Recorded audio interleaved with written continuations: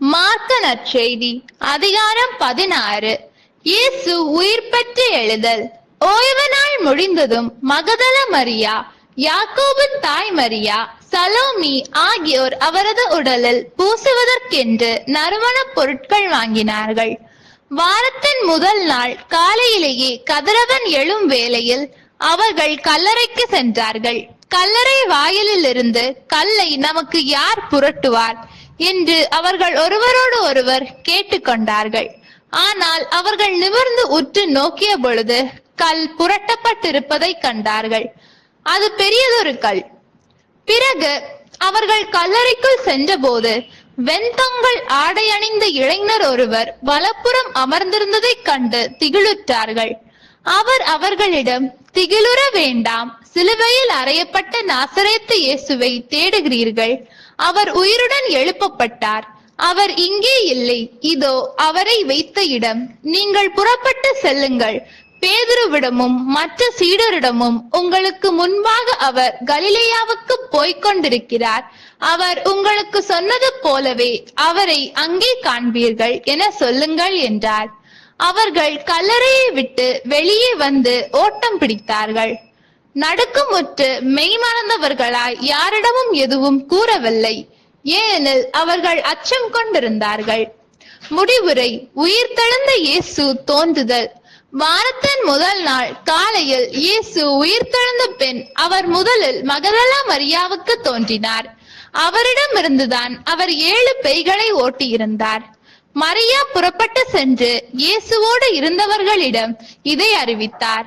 அவர்கள் துயருற்று அழுது கொண்டிருந்தார்கள். அவர் உயிரோடு இருக்கிறார் என்றும் மரியா அவரை கண்டார் என்றும் கேட்டபோது அவர்கள் நம்பவில்லை. சீடர் 2 தோன்றுதல்.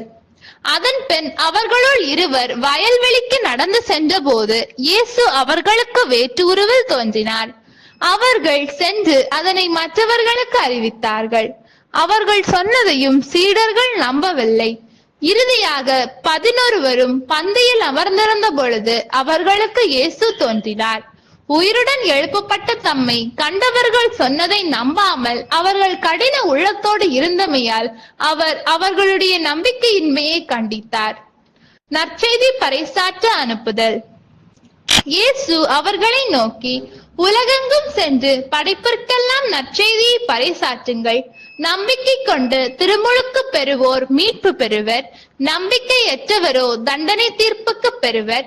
நம்பிக்கை கொண்டோர் பின்வரும் அரும் அடையாளங்களை செய்வர். அவர்களால் என் பெயரால் பேய்களை ஓட்டுவர். புதிய மொழிகளை பேசுவர். பாம்புகளை தம் கையால் பிடிப்பர். கொல்லும் நஞ்சை குடித்தாலும் அது அவர்களுக்கு தீங்கு இழைக்காது. அவர்கள் உடல் நலமற்றோர் மீது கைகளை வைக்க அவர்கள் குணமடைவர் என்று கூறினார். இயேசுவின் விண்ணேற்றம்.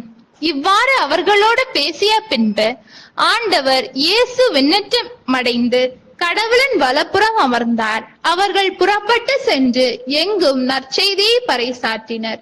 ஆண்டவரும் உடனிருந்து செயல்பட்டு நிகழ்ந்த அருள் அடையாளங்களால் அவர்களுடைய வார்த்தையை உறுதிப்படுத்தினர். ஆண்டவரின் அருள் வாக்கு. இறைவா உமக்கு நன்றி. நம் அன்பு கடவுளின் ஆசியும் அருளும் இன்னும் பலருக்கு கிடைக்கப்பெற ஹோலி பைபிள் தமிழ் சேனலை சப்ஸ்கிரைப் செய்துவிட்டு இந்த வீடியோவை லைக் செய்யவும், மேலும் உங்கள் உறவினர் மற்றும் நண்பர்களுடன் ஷேர் செய்யவும். நன்றி.